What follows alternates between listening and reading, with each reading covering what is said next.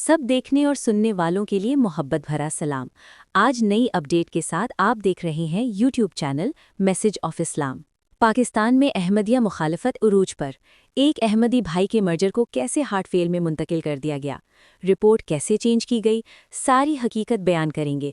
अपने नुमाइंदे से गुफ्तगू करते हैं और मज़ीद मालूमात जानते हैं कि वो इसके बारे में कुछ बता सकते हैं।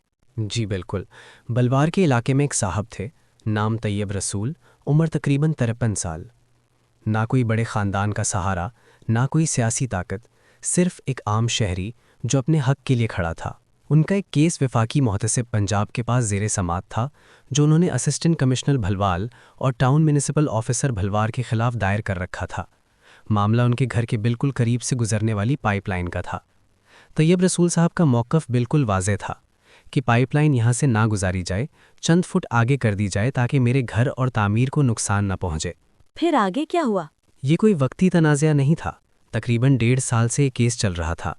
दरख्वास्तें दी गईं, दफातर के चक्कर लगे, कमेटियों से बात हुई, यहाँ तक कि तैयब रसूल साहब ने असिस्टेंट कमिश्नर साहब को भी 2-3 मरतबा दरख्वास्त देकर साफ कहा कि अगर मेरा मसला हल नहीं किया गया तो मैं आपके खिलाफ भी ऊपर दरख्वास्त दूंगा। बस यही वो मकाम था जहां से महकमे के कुछ लोगों का रवैया बदलना शुरू हुआ।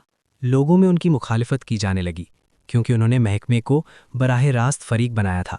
और पाकिस्तान में ये बात सब जानते हैं कि जब कोई आम आदमी अफसर को जवाबदेह बनाने की कोशिश करे तो उसे मसला समझा जाता है।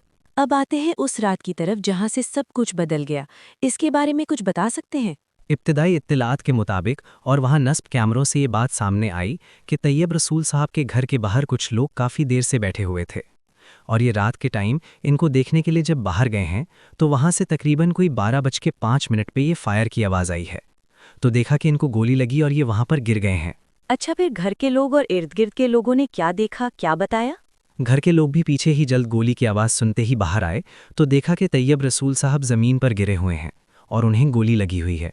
अच्छा, ये बात सिर्फ अवाम ने नहीं कही, बल्कि पुलिस के मुताल्लिका डीएसपी जब मौके पर पहुंचे तो उन्होंने खुद कहा कि ये मर्डर का वाक़या है, किसी नामालूम अफराद ने गोली मारी है। ये बात मौके पर मौजूद लोगों ने भी सुनी और यही इब्तिदाई इन्फॉर्मेशन पुलिस को दी गई थी। अच्छा, फिर क्या हुआ? रिपोर्ट कैसे बदल गई, इसके बारे में कुछ बता सकते हैं? लेकिन बात यहाँ ख़त्म नहीं होती, बल्कि असल कहानी यहाँ से शुरू होती है। अच्छा, जब डेड बॉडी को तहसील हेडक्वार्टर भलवार मुंतकिल किया गया तो वहाँ पहुँचते ही मंजरनामा बदल गया। पोस्टमार्टम के बाद डॉक्टर्स ने ये रिपोर्ट दे दी कि गोली नहीं लगी, रात को हार्ट अटैक हुआ, गिरने की वजह से सर ईंट से टकराया और इसी वजह से मौत वाक़या हुई। मतलब यूं एक वाज़ेह मर्डर का केस चंद घंटों में हार्ट फेलियर में तब्दील कर दिया गया। जी बिल्कुल। यहाँ एक और अहम बात भी नज़रअंदाज नहीं की जा सकती। मौके पर टाउन म्यूनिसिपल के लोग, असिस्टेंट कमिश्नर का अमला और पुलिस एहलकार सब मौजूद थे, और सब ने यही कहना शुरू कर दिया कि डॉक्टर्स ने कह दिया है कि ये गोली का केस नहीं। अब सवाल ये है, अगर ये हार्ट अटैक था तो फायर की आवाज़ क्या थी? अगर गोली नहीं लगी तो इब्तिदाई तौर पर डीएसपी ने मर्डर क्यों कहा? अगर वहाँ 5 अफराद मौजूद थे तो उनसे तफ्तीश क्यों नहीं की गई? जी बिल्कुल। मरहूम के अहले खाना इस रिपोर्ट से मुतमईन नहीं है। उनका साफ मौक़िफ़ है कि तैयब रसूल को नामालूम अफराद ने कत्ल किया है और बाद में पुलिस और दीगर महकमों के साथ मिलकर रिपोर्ट तब्दील की गई है। पुलिस अब ये कह रही है कि चूंकि पोस्टमार्टम रिपोर्ट में गोली लगने का जिक्र नहीं, इसलिए वो एफआईआर दर्ज नहीं कर सकते। गोया यहाँ कानून नहीं बल्कि रिपोर्ट सब कुछ है। जी बिल्कुल। यहाँ हमें एक तलख हकीकत माननी पड़ेगी। पाकिस्तान में रिपोर्ट तब्दील करवा लेना कोई गैरमामूली बात नहीं रही। कौन सा डॉक्टर होगा, किसकी सुबह ड्यूटी होगी, पोस्टमार्टम कौन करेगा और रिपोर्ट में क्या लिखा जाएगा, ये सब अक्सर पहले से तय होता है।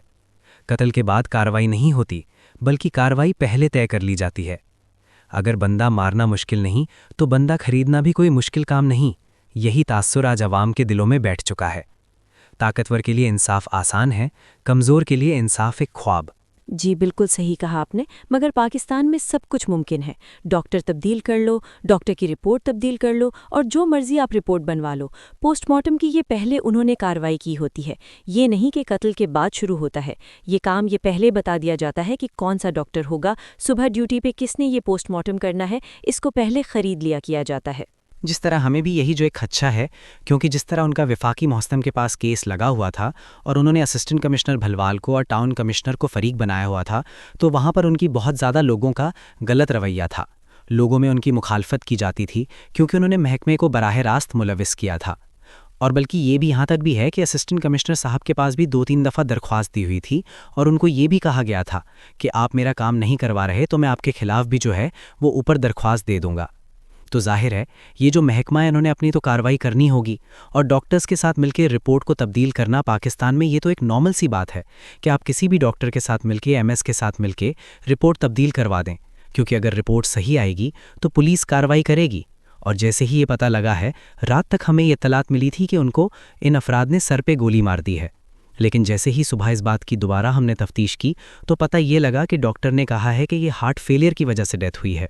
आज अगर कोई मजबूत सियासी पार्टी या ऊपर तक रसाई रखने वाला खानदान हो तो रिपोर्ट भी बदल जाती है, एफआईआर भी कट जाती है, केस भी चल पड़ता है। लेकिन अगर बंदा आम हो, कमज़ोर हो, तो उसकी आवाज़ वहीं दब जाती है जहां तक उसकी पहुंच होती है। ये पहला वाक़या नहीं, पाकिस्तान में कई बार खास तौर पर अहमदियों और दूसरे केसेस में भी हवाले से जुल्म किया जाता है। रिपोर्ट और एफआईआर अपनी मर्जी की बना ली जाती है, पुलिस खुद साथ मुलविस होती है, पहले कुछ बयान होता है और बाद में बदल जाता है। इस कत्ल के केस में भी पहले खबर यही दी गई कि कत्ल हुआ है, फिर अचानक कहा गया कि इब्तिदाई इत्तलात गलत थी। सवाल ये नहीं कि इत्तलात गलत थी या नहीं, सवाल ये है कि गलती हमेशा ताकतवर के हक में क्यों दुरुस्त हो जाती है। पाकिस्तान में जैसे आजकल वनडे डिश, शादी ब्याह पर बड़ा जोर दिया जा रहा है, जिस तरह अभी हमने बताया कि किसी बड़े की शादी हो तो फार्म हाउस पे जितने मर्जी खाने बना लो, किसी आम बंदे की हो तो वहाँ पे एक टीम पहुँच जाती है, पूछते हैं क्या बन रहा है, क्या प्रोग्राम है। तो नज़र तो आपको आ ही रहा है नाजरीन, हर चीज़ तो मेरा ख्याल है कि एक जुल्म है, और ये कोई पहली दफ़ा नहीं हुआ। इसी तरह इंसाफ भी सिर्फ कमज़ोर के लिए मुश्किल बना दिया गया है। हमारा मकसद किसी को सज़ा सुनाना नहीं, हमारा मकसद सिर्फ अपने प्रोग्राम के जरिए सच को सामने रखना है। आखिर में हम सिर्फ ये सवाल छोड़ते हैं कि क्या पाकिस्तान में एक आम शहरी के लिए इंसाफ बाकी मुमकिन है? अहमदी चाहे किसी भी अकीदे से, मजहब से ताल्लुक़ रखते हों, आप लोगों के ख्याल में पाकिस्तान के शहरी तो हैं, तो शहरी होने के नाते इंसाफ कहाँ है? या फिर सच वही माना जाता है जो ताकतवर लिखवा दे? ये सवाल आज तैयब रसूल साहब का है, कल किसी और का हो सकता है। अगर आप खामोश रहें तो याद रखें, कल बारी आपकी भी हो सकती है। नाजरीन, ये लोग भूल जाते हैं कि अगर एक अदालत दुनिया में ये लोग खुद लगाते हैं अपनी मर्जी की, मगर एक अदालत ऊपर मेरे खुदा की भी है, जो सब देखता है, सुनता है, बोलता है। आज उनको ये सब नज़र नहीं आ रहा, पर कब तक? जब खुदा इंसाफ करने पे आएगा तो अच्छे अच्छे की बस करवा देता है। इसलिए जालिमों का साथ ना दें, हक और सच का साथ दें। वीडियो से मुतालिक अपनी राय ज़रूर कमेंट सेक्शन में दें। वीडियो को शेयर और चैनल को सब्सक्राइब ज़रूर करें। आप कहां से हमारा प्रोग्राम देख रहे हैं ज़रूर बताएं। YouTube channel message of Islam.